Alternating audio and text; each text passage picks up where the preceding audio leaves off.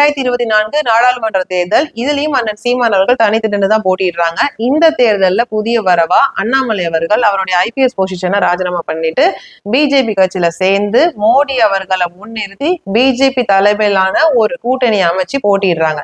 இந்த தேர்தல்ல திமுக தலைமையில ஒரு கூட்டணி, அதிமுக தலைமையில ஒரு கூட்டணி, பிஜேபி தலைமையில ஒரு கூட்டணின்னு 3 பெரிய கட்சிகள் போட்டியிடுது. இவங்க எல்லாரும் எதிர்த்துதான் அண்ணன் சீமான் அவர்கள் போட்டியிட்டு 8% வாக்கு பெற்று அங்கீகரிக்கப்பட்ட கட்சியா உருவெடுத்திருக்காங்க. ஆனா இந்த 8% வாக்குலயுமே சூழ்ச்சி இருக்குங்க. ஏன்னா 12% வாக்கு தான் குறைச்சி 8% ஆக்கியிருக்காங்க. எதை வச்சு சொல்றேன்னா, அந்த டைம்ல பிஜேபி வந்துட்டு தமிழ்நாட்டுல தனக்கு வந்து ஒரு பெரிய பவர் இருக்குன்றதை காட்டுறதுக்காக தேர்தல் கொஞ்சம் மாதங்கள் முன்னாடி நாம் தமிழர் கட்சியில இருக்கக்கூடிய முக்கிய நிர்வாகிகள் வீட்டுக்கு எண்ணெய் ரைட் விட்டு ஒரு பெரிய பதற்றத்தை ஏற்படுத்தி தீவிரவாதிகளோட தொடர்பு இருக்குன்ற மாதிரி ஒரு பொய் பிம்பத்தை மக்கள் மத்தியில கட்டினாங்க.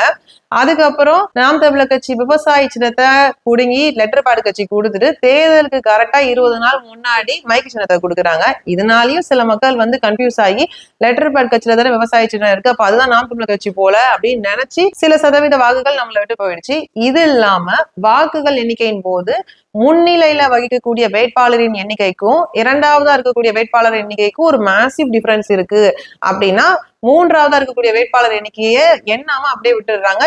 இது வந்துட்டு நாடாளுமன்ற தேர்தலுடைய ரூல் அப்படின்னு சொல்லிட்டு ஸ்டாப் பண்ணிருக்காங்க பல தொகுதிகள்ல. இதனாலயும் சில லட்சம் வாக்குகள் நம்மளை விட்டு போயிடுச்சு. இப்படி எல்லாம் சதி செஞ்சுதான் பிஜேபி நாம் தமிழர் கட்சியுடைய 12% வாக்குல இருந்து 8% குறைச்சி காட்டியிருக்காங்க. இப்ப இந்த உண்மையான 12% வாக்கை வச்சுக்கிட்டு 21க்கும் 24க்கும் இடைப்பட்ட ஜம்ப பாத்தீங்கன்னா 5% காட்டுதுங்க. நாடாளுமன்ற தேர்தலுக்கே அண்ணா வந்துட்டு 5% வாக்கு ஜம்ப் ஆயிருக்காருன்னா, இப்ப நடக்க இருக்கிற சட்டமன்ற தேர்தலுக்கு சொல்லையாங்க வேணும். இந்த 5% வாக்குன்றது 15% ஜம்ப் ஆகும்.